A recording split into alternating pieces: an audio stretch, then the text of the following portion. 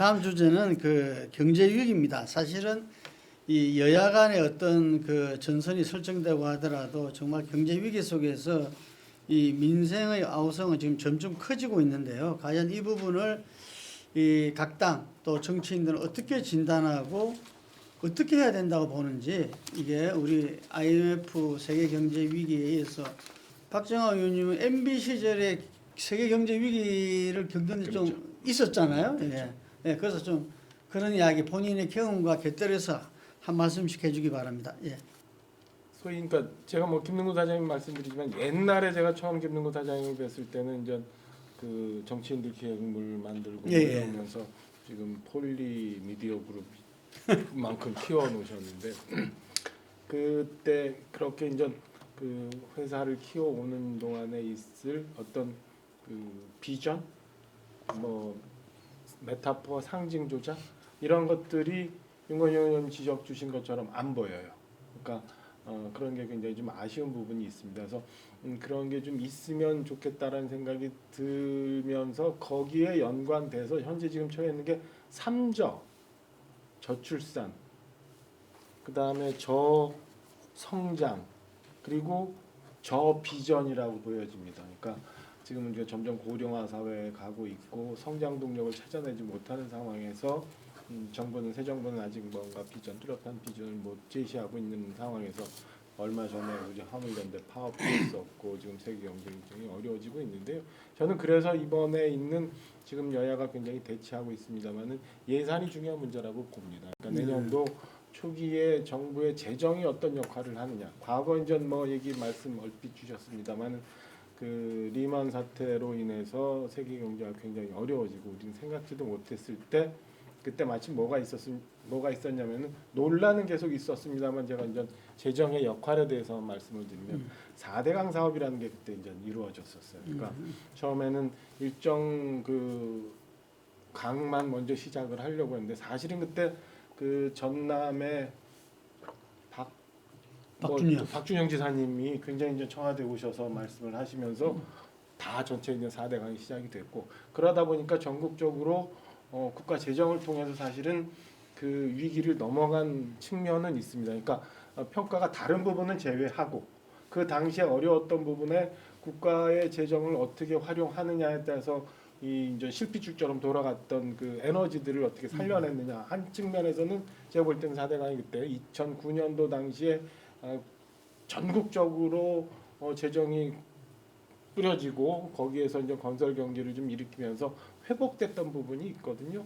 이런 측면에서 금년도 이제 예산이 그 많이 긴축된 상황에서 잡혀졌는데 내년 초부터 이 재정이 돌아가면서 재정 역할을 좀 해줘야 아까 말씀드린 우리 삼저 시대에 우리 국가가 그래도 뭔가 활력을 찾아 나가고 성장 동력을 찾아 나가는데 그리고 어쨌든 국민이 선택해서 시작했던 새 정부니까 거기에 좀 힘을 보태줄 수 있는 그런 모멘텀이 생기는데 지금 너무 그 대치 국면이 좀 있어서 그런 좀 아쉬움이 있어요. 그래서 기왕의 경제부처에서 잡아놨던 금년도 예산이 제 시기에 빨리 그 진행이 돼서 경제가 좀 활력을 찾고 위기 속에서 뭔가 그래도 우리 성장 동력을 찾아내는 그런 역할을 해줬으면 하는 바람이 있다라는 말씀 보태서 좀 말씀을 마치겠습니다. 예, 그 적극적인 재정의 역할이 기대된다, 필요하다, 뭐 이런 말씀입니다. 윤 의원님.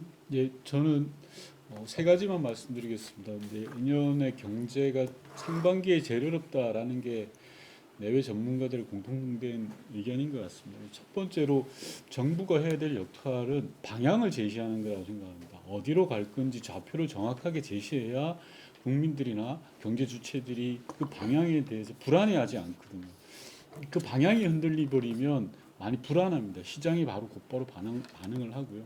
두 번째로는 선제적 대응이 저는 필요하다고 생각합니다. 위기가 닥쳤을 때 어디가 위험하다, 어디가 어렵다라는 부분들은 알 수가 있습니다. 그래서 예를 들어서 사회 안전망을 강화한다든지 소상공인 자영업자들에 대한 배려를 한다든지 라는 등의 선제적 대응이 필요하다라는 거고요. 세 번째는 일반론적인 것 같습니다만 국민들은 그렇게 생각합니다. 정부에 대한 태도를 본다고 생각합니다.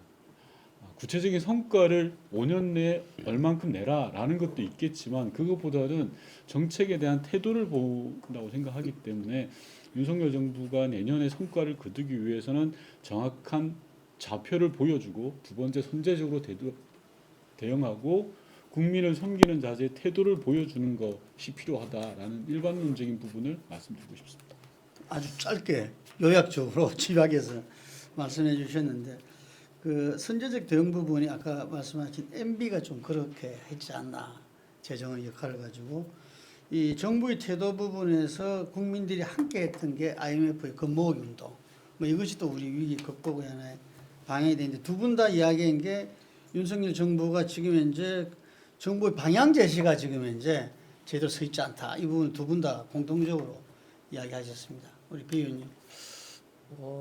이제 두 분뿐만 아니라 이제 사회자께서도 윤석열 정부의 경제 방향이 정확한 것 같지 않다 이런 얘기를 하고 계시는데 오히려 방향이 정확한 게 아니라 오히려 거꾸로 가고 있는 거 아니냐라고 하는 비판이 훨씬 더 강한 것 같습니다.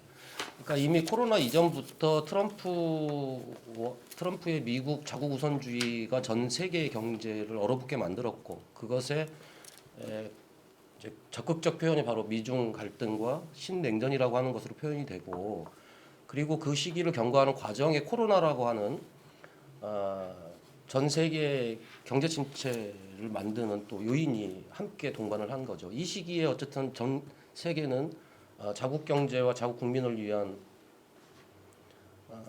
확장 재정 정책을 확실하게 썼고 문재인 정부마저도 사실은 확장 정책에 대해서 어떤 때는 상당히 미온적이다라고 평가받을 정도로 확장 재정 정책에 있어서 다른 타국에 비하면 상당히 소극적이었던 거죠. 그러니까 실제로 타국은 다른 나라의 경우에는 정부가 적극적 재정 지출을 통해서 국가 부채를 늘리는 방식으로 가계 부담을 줄였는데 오히려 대한민국은 반대로 가계 부채를 늘리고 정부 지출을 부담을 줄이는 방식으로 지금 한 영향이 지금도 계속되고 있다는 상황인 거죠. 그런데 윤석열 정부는 들어서자마자 마치 확장 재정이 악이라도 되는 것처럼 건전 재정화 하겠다라고 딱 선언하고 올 예산안을 건전 재정을 중심으로 해서 짰다는 거죠. 그리고 지출 구조 재구조 사업을 통해서 4조를 재구조화했다고 했는데 제가 예산 결산 특별위원회에서 아니 도대체 지출 재구조화를 통해서 건전 재정을 했다고 하는데 예산 내역 내라 마지막 날 제출을 해줬어요. 다행히.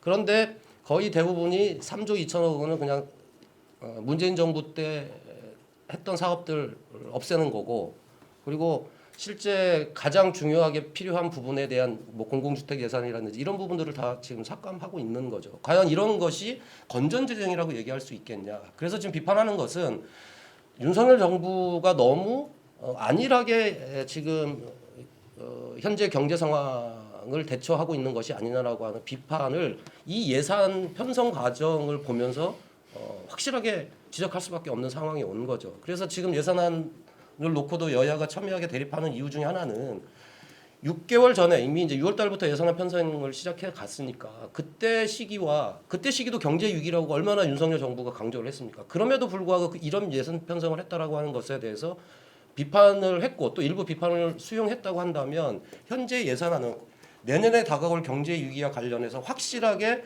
국민의 삶을 지킬 수 있는 민생 예산을 대폭 확충하는 것으로부터 다시 짜야 되고 그리고 더욱 중요한 거는 외교 문제와 관련해서도 연동돼 있습니다만 이미 트럼프 자국 우선주의가 바이든의 정부에서도 계속 지속되고 있고 오히려 더 강화시키는 방향으로 지금 진행되고 있는데 너무 이 문제에 있어서 대외 경제로 먹고 사는 대한민국이라고 누누이 강조하는데 미중 갈등의 전선에 우리가 함께 전선에 서가지고 중국과 대립하는 방향으로 지금 하는 것이 올바르냐라고 하는 측면에서도 상당히 심각한 문제들이 있다는 거죠.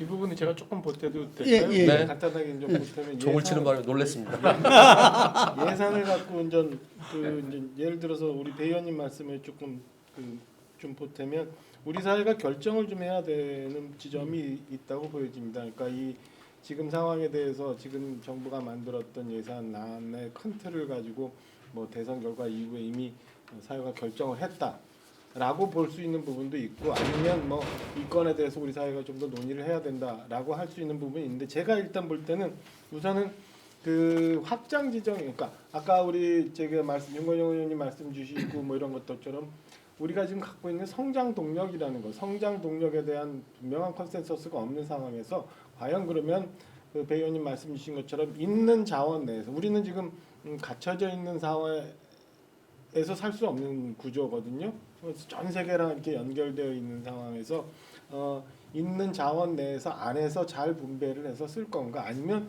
무언가 부가가치를 만들 수 있는 동력을 만들어내느냐, 이런 거에 대한 우리 사회 컨센서스가 좀 있어야 된다고 생각해요. 그거 없이 그냥 지금 재정 상태에서 더 많이 늘리고 이미 뭐 1,000조 이상, 그다음에 뭐 간접 비용까지 하면은 2,000조까지도 얘기를 합니다만, 마냥 국가 이 재정을 늘려서 마이너스 재정 상태를 만드는 게 옳은 건가라는 부분을 한번 생각해 봐야 될 부분이 있고, 마지막으로는 지금 예산 때문에 굉장히 부딪혀 있습니다만, 그리고 제가 처음에 먼저 말씀드린 것처럼 저 성장 동력이라는 거와 관련해서 지금 저 민주당하고 가장 많이 붙어 있는 게 예산 부수 법안 중에 이제 법인세 부분의 문제거든요.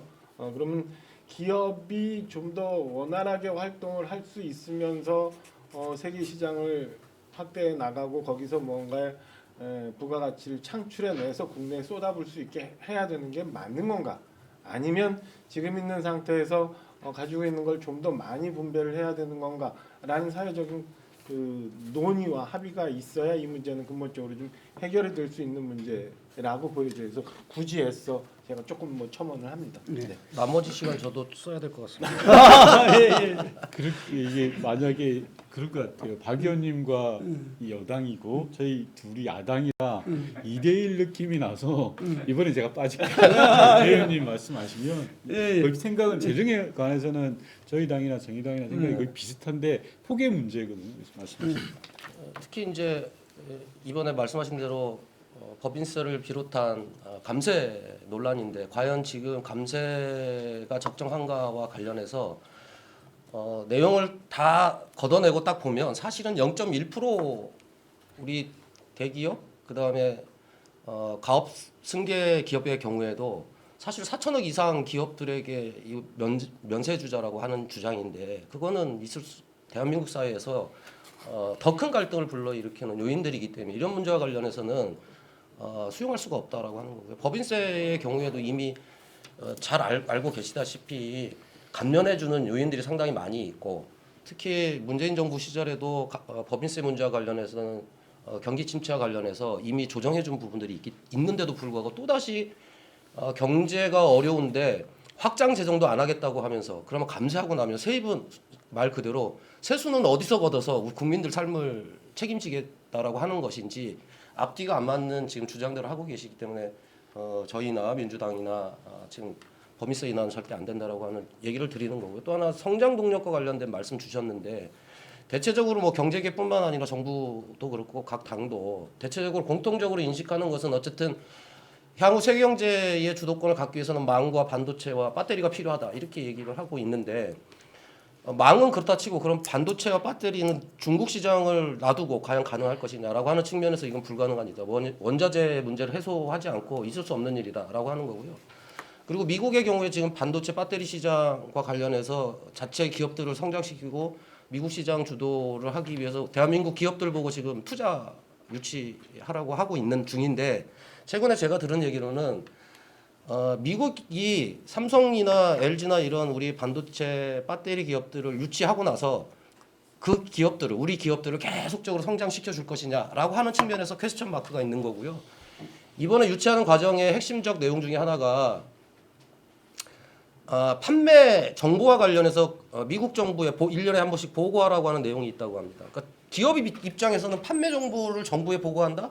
그럼 미국 정부가 그거를 보고받을 이유가 도대체 뭐가 있냐? 그거는 결론적으로 얘기하면 미국 기업들에게 그 정보를 주고 대응하게끔 하겠다라고 하는 것으로 이해할 수밖에 없다라고 하는 것이고, 그래서 삼성이 지금 아직도 반도체 공장과 관련해서 결정을 못 내리고 있다라고 하는 얘기들이 들리고 있는 이유 중에 하나이거든요. 그러니까 IRA 감축법에서 통해서 보듯이 반도체나 배터리도 여전히 우리에게 유리한 상황이 아니라는 거죠. 이런 측면에서 정말 대한민국 경제를 위해서 그리고 세계 경제를 선도하겠다라고 한다면 반도체와 배터리를 기술을 어떻게 지키고 생산 시설을 어떻게 지킬 것인지에 대한 정부와 우리 기업들의 확고한 입장과 방향이 필요하다까지를 좀 얘기 야, 드리도록 우리 하겠습니다. 비원님은 본 발언보다 더 길게 했어요.